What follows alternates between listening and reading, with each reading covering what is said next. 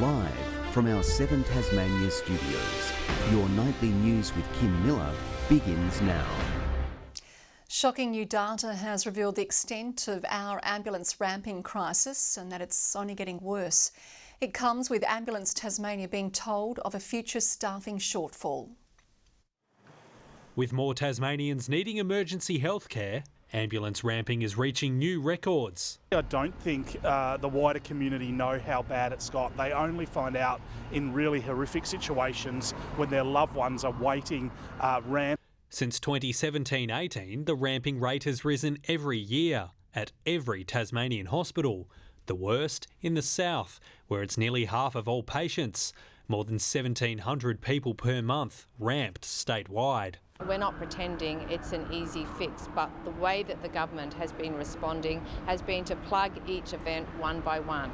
It has to be a whole system look. Last week, an estimates committee was told the number of adverse events that ramped patients suffer isn't monitored. We know that the long lengths of time people are stuck on a ramp means that there's going to be an increase in medical events, but we don't know what that is. A report handed to Ambulance Tasmania calls for 87 more paramedics in the next 3 years, just to keep up with demand. The Tasmanian community need more ambulances as we're getting older and having more health issues, but we are not putting in more resources. What I'm confident in is that our financial support for the health system is at the level that it needs to be, but clearly we need to be doing things better as well to make sure that that investment leads to better outcomes. The recent state budget did hand permanency to 97 paramedics on contracts, but funded no new positions. Labor's new health policy aims to stem the flow coming to the hospital. If people are able to access care sooner and closer to home, that will take the pressure off the hospital and it will free up those beds. Beds sorely needed. Josh Duggan, 7 Tasmania News. And there's long waits across the health system. Angela Cunningham says she's been waiting 2 years for an outpatient appointment with the Plastics Clinic to treat a hand condition. Painful, and of course I can't grasp things at all, sometimes even washing up. I've sort of dropped things because of the pain. The Health Department spokesperson says the patient's situation is being looked into.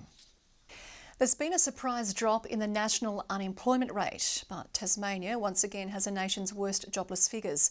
The state's unemployment rate is up 0.3% this month to 4.2%. The participation rate rose slightly but remains the lowest out of all the states and territories.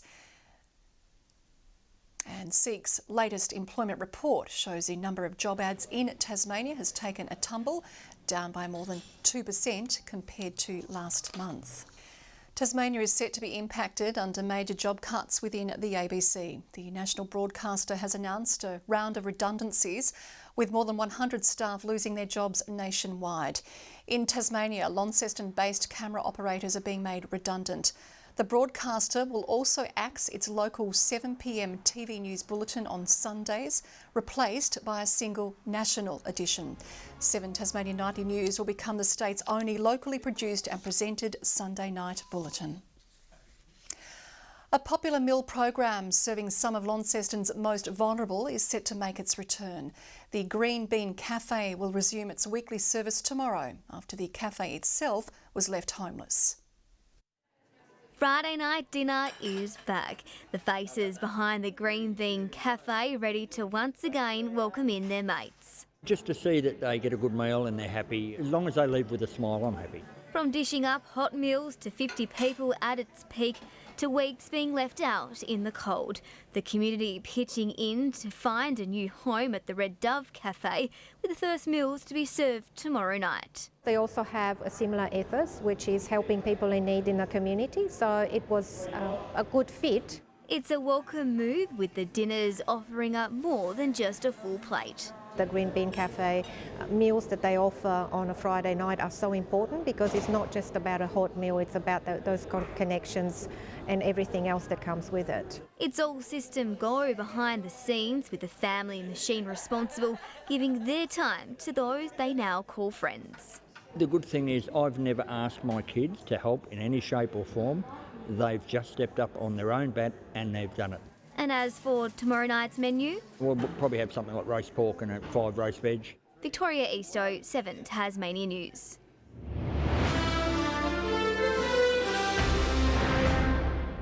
A Tasmanian men's shed has come together to share a plate with a mate and to cultivate connection. In support of Men's Health Week, the initiative is designed to help locals open up about their physical and mental well-being. For blokes finding their place inside Tasmania's men's sheds, the benefits extend well beyond the workshop. It's not about so much the making of material things, that's just a little bit. It's about the friendships, talking. Those friendships have come alive around the table to embrace Men's Health Week. This plate with a mate gathering made possible through a partnership with Eat Well Tasmania. Using the power of food to have that social connection and enjoy a beautiful, ideally Tassie locally produced meal, whatever that may look like. The aim is to highlight the importance of creating positive habits to enhance overall well-being. And that's what men's sheds are about. They're about making mates. And there wouldn't be a day that goes by without a visit of mine to a men's shed where someone doesn't say to me, this shed has saved my life. Sheds across the Apple Isle are only continuing to grow as the grassroots movement gains popularity. Tasmania's got the highest per capita rate of men's sheds in the entire country now, with 71 sheds across Tasmania. Incredibly important every day of the week, but particularly in Men's Health Week. With the door always open for newcomers. There may be lonely men that could come along and get a lot of value out of it. Grace Evans, 7 Tasmania News. A Hobart artist's work has been sprawled across the city as part of Dark Mofo. Tom O'Hearn is helping bring Barningcobes Lane alive with his colourful murals. He's also playing his part in the popular Night Mass event after being commissioned to paint the interiors of the venue. I would like to get to the point where I'm just allowed to draw wherever I want, and maybe I get up at 9 and work till 5 and I wear a suit and people just let me draw everywhere. But Night Mass is set to return for a second weekend with 15,000 tickets already sold. Hobart cyclists will soon have a safer option to ride with separated bicycle lanes to be added throughout the city. The trial paths will be rolled out across sections of Argyle, Campbell, Liverpool and Bathurst streets to provide alternate transport options and ease congestion in the CBD. To make way for the changes, a peak hour clearway will be introduced and some parking spaces removed. Works will begin in coming months and are expected to be completed next year. Hundreds have donned purple at rallies across the state to raise awareness about elder abuse.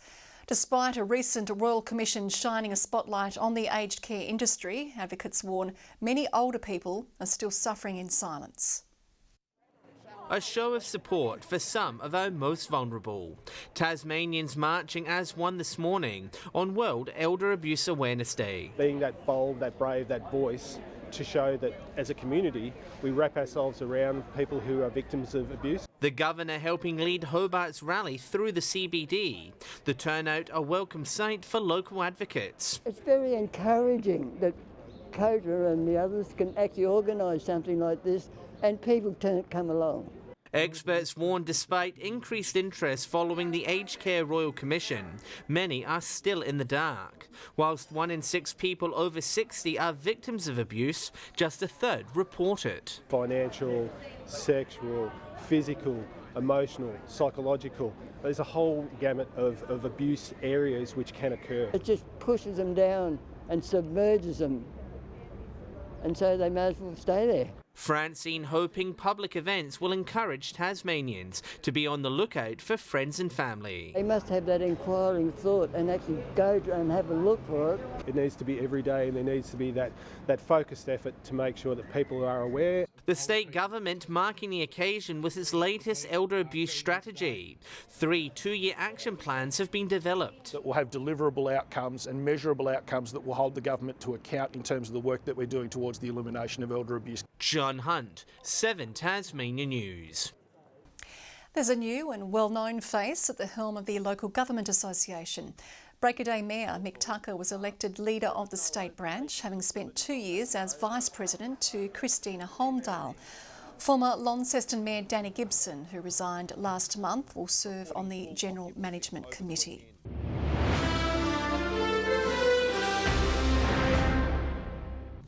The Kingborough coach says it's too early for his side to be branded premiership favourites. Looking to continue their blistering start to TSL 23, they host Lauderdale this weekend. We've given ourselves an opportunity to be there, but we've still got a half a season of footy to play before we even can think about finals, let alone anything deeper or further than that. Bombers coach Alan Christensen says the ladder leaders are playing a simple brand of footy that's working for them. We have a couple of things that we'll try and do. It's just, contested footy, who wins that, who wins the territory battle, and make the most of your chances, really. There's 3 games in the south this weekend, with Clarence hosting North Launceston and the Demons hosting the Pies. A sellout crowd is expected at this weekend's Super Netball clash at the Silver Dome. The Collingwood Magpies will take to the court for the last time, not just on Tasmanian soil, but in the club's last game ever. Tickets are almost sold out, with organisers tipping a record farewell turnout. There's extra excitement around it, knowing that it's the last time the Magpies will play in the history of the SSN competition and in Tasmania, so it's really nice to see that the public are going to turn up and say thank you. The Magpies' opponent on Saturday night will be the West Coast Fever. Devonport will find out its Australia Cup fate later this month, with Football Australia confirming the round of 32 draw will take place at 7 p.m. on Wednesday, June 28. That tie will be played in early mid-August. The Strikers qualified for the next stage after defeating South Hobart in the Lacasseljak Cup final last weekend. Good evening. Burnie 16 today, Hobart, Launceston and Devonport all 15. St Helens reaching 17, Friendly Beaches, Grove and Wynyard 16, Low Head, Maria Island and King Island 15, Strawn and Flinders Island 14, Bushy Park 13, Lyowini -1 overnight with a top of just 8 degrees today. Scattered cloud continues, however thicker in the west. Middle and high level cloud is associated with a prefrontal trough near South Australia, Victoria and across New South Wales. A strong cold front is also visible south of WA. Tomorrow, a high moves over New South Wales, extending a ridge over most of the country. A cold front moves near the southern coastline of WA as the trough approaches the state. West to northwesterly winds 15 to 25 knots, reaching up to 30 in the west and also about the north and east. Winds in the west increasing 25 to 35 knots in the afternoon. In the west and south, westerly swells 2.5 to 3.5 metres, increasing up to 6 metres in the evening. A gale warning has been issued for the far northwest coast, southwest coast and central west coast. A strong wind warning continues tomorrow for the majority of the state. Mostly sunny conditions for Hobart, Huonville and Campania, all 18 tomorrow. Showers and 15 for Launceston, easing showers in Devonport, showers and windy conditions expected for Georgetown. Burnie 15, showers for Strawn, easing showers and 16 for Wynyard. To the east, St Helens and Swansea both partly cloudy, sunny skies for Port Arthur. Saturday, showers about elevated parts of the north extending statewide during the day, although little reaching the east. Also some possible thunderstorms and hail about the west. Sunday, showers about the north and west extending statewide in the evening. Snow falling to around 800 metres late in the west. Monday, showers more frequent about the west with possible small hail and snow falling to 500 metres. Looking at our capital cities tomorrow, Darwin 32 degrees, sunny in Brisbane and in Sydney, and mostly sunny in Melbourne. Hobart partly cloudy, 10 degrees. Launceston mostly clear, 10. Devonport also mostly clear with 10 degrees. Kim, Merv told me he left a book of instructions on how to do the weather, but I just can't seem to find it. I think I know where it is, Cara. I'll be sure to get it to you. Not that you need it, of course. And that is all your news for now, this 15th day of June. As always, thanks for being with us this evening.